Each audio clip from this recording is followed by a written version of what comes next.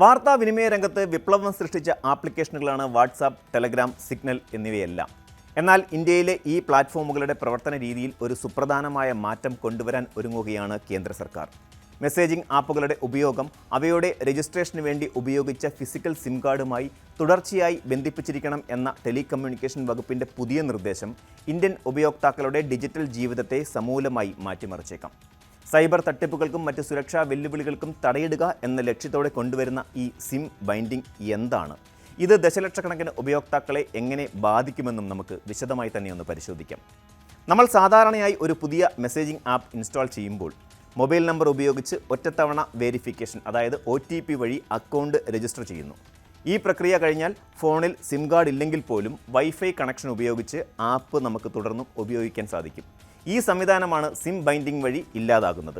പുതിയ നിർദ്ദേശമനുസരിച്ച് ആപ്പ് ഉപയോഗിക്കുന്ന ഡിവൈസിൽ അക്കൗണ്ട് രജിസ്റ്റർ ചെയ്ത യഥാർത്ഥ സിം കാർഡ് എപ്പോഴും സജീവമായി ഉണ്ടായിരിക്കണം. സിം കാർഡ് നീക്കം ചെയ്യുകയോ പ്രവർത്തനരഹിതമാവുകയോ ചെയ്താൽ ആപ്പിൻ്റെ പ്രവർത്തനവും നിലയ്ക്കും. ഇതിനെയാണ് സാങ്കേതികമായി തുടർച്ചയായ സിം ബന്ധനം, അതായത് കണ്ടിന്യൂസ് സിം ബൈൻഡിംഗ് എന്ന് പറയുന്നത്. ടെലികമ്മ്യൂണിക്കേഷൻ സുരക്ഷാ ഭേദഗതി നിയമങ്ങൾ 2025 അനുസരിച്ചാണ് DOT ഈ ഉത്തരവ് പുറപ്പെടുവിച്ചിരിക്കുന്നത്. അടുത്ത 90 ദിവസത്തിനുള്ളിൽ ഈ മാറ്റങ്ങൾ നടപ്പിലാക്കാനാണ് ആപ്പുകൾക്ക് നൽകിയിട്ടുള്ള നിർദ്ദേശം. സൈബർ ലോകത്ത് ഇന്ത്യ നേരിടുന്ന പ്രധാന വെല്ലുവിളിയാണ് ഓൺലൈൻ തട്ടിപ്പുകൾ. മെസ്സേജിംഗ് ആപ്പുകൾ ഉപയോഗിച്ച് മറ്റു രാജ്യങ്ങളിൽ നിന്നും വ്യാജ അക്കൗണ്ടുകൾ ഉണ്ടാക്കി തട്ടിപ്പുകൾ നടത്തുന്നത് വർദ്ധിച്ചു വരികയാണ്. ഈ പ്ലാറ്റ്ഫോമുകൾ വെരിഫിക്കേഷന് ശേഷം സിം ഇല്ലാതെ പ്രവർത്തിക്കുന്നത് തട്ടിപ്പുകാർക്കൊരു മറയാകുന്നു. സിം ബൈൻഡിംഗ് വഴി ഓരോ അക്കൗണ്ടിൻ്റെയും പിന്നിൽ ഒരു ടെലികമ്മ്യൂണിക്കേഷൻ ഐഡൻറ്റിഫയർ യൂസർ എൻറ്റിറ്റി, അതായത് TIUE ഉണ്ടെന്ന് ഉറപ്പാക്കാൻ സാധിക്കും. ഇത് നിയമനിർവഹണ ഏജൻസികൾക്ക് തട്ടിപ്പുകാരെ എളുപ്പത്തിൽ കണ്ടെത്താൻ സഹായിക്കും.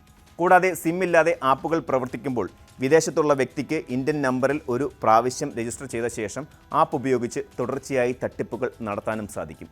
പുതിയ നിയമം ഇത് തടയും. മെസ്സേജിംഗ് സേവനങ്ങളെ മൊബൈൽ നെറ്റ്വർക്കുമായി ബന്ധിപ്പിച്ച് രാജ്യത്തിൻ്റെ മൊത്തത്തിലുള്ള സൈബർ സുരക്ഷാ നിലവാരം ഉയർത്തുക എന്നതാണ് ഈ നീക്കത്തിലൂടെ സർക്കാർ ലക്ഷ്യമിടുന്നത്. ഈ പുതിയ നിയമം സാധാരണ ഉപയോക്താക്കൾക്ക് നിരവധി പ്രായോഗിക വെല്ലുവിളികൾ സൃഷ്ടിക്കാൻ സാധ്യതയുണ്ട്. വാട്സാപ്പിന് മാത്രം ഇന്ത്യയിൽ 50 കോടിയിലധികം ഉപയോക്താക്കളാണ് ഉള്ളത്. നിലവിൽ ഒരു വാട്സാപ്പ് അക്കൗണ്ട് പ്രധാന ഫോണിലെ സിമ്മുമായി ബന്ധിപ്പിച്ച ശേഷം അതേ അക്കൗണ്ട് ടാബ്ലറ്റിലോ രണ്ടാമത്തെ ഫോണിലോ അധിക ഡിവൈസായി ഉപയോഗിക്കാൻ സാധിക്കും. സിം കാർഡ് ബൈൻഡിംഗ് നിർബന്ധമാക്കുമ്പോൾ സിം കാർഡ് ഇല്ലാത്ത ഒരു ഡിവൈസിൽ മെസ്സേജിംഗ് ആപ്പ് പ്രവർത്തിക്കാൻ കഴിയില്ല. ഉദാഹരണത്തിന്, ഒരു യാത്രയിൽ നിങ്ങൾ സിം കാർഡ് ഉള്ള പ്രധാന ഫോൺ മാറ്റിവെച്ച് ടാബ്ലറ്റ് മാത്രം ഉപയോഗിച്ച് മെസ്സേജുകൾ അയക്കാൻ ശ്രമിച്ചാൽ പുതിയ നിയമമനുസരിച്ച് അത് സാധ്യമാകില്ല.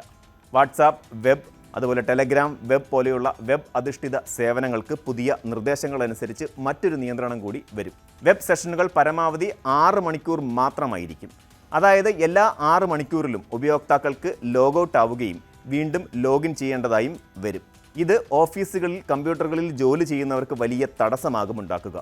വിദേശ യാത്രകളിൽ പോകുന്ന ആളുകൾക്ക് പുതിയ നിയമം വലിയ ബുദ്ധിമുട്ടുണ്ടാക്കും.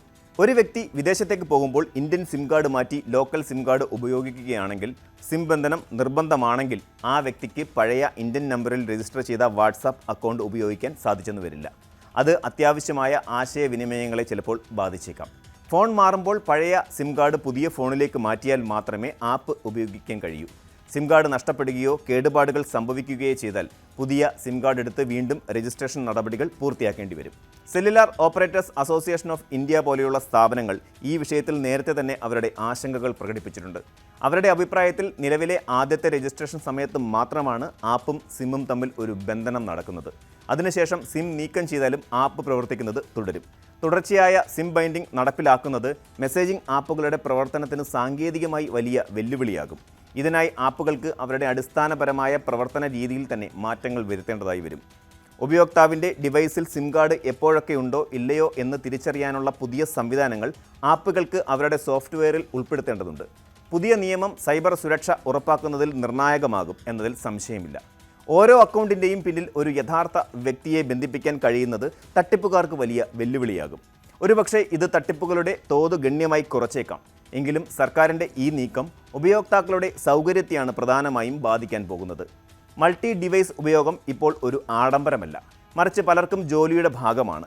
ഒരു ടാബ്ലറ്റിൽ നിന്ന് പെട്ടെന്ന് മെസ്സേജ് അയക്കാനുള്ള സൗകര്യം നഷ്ടപ്പെടുന്നത് ഡിജിറ്റൽ ജീവിതത്തിൻ്റെ സ്വാഭാവിക ഒഴുക്കിനെ തടസ്സപ്പെടുത്തും.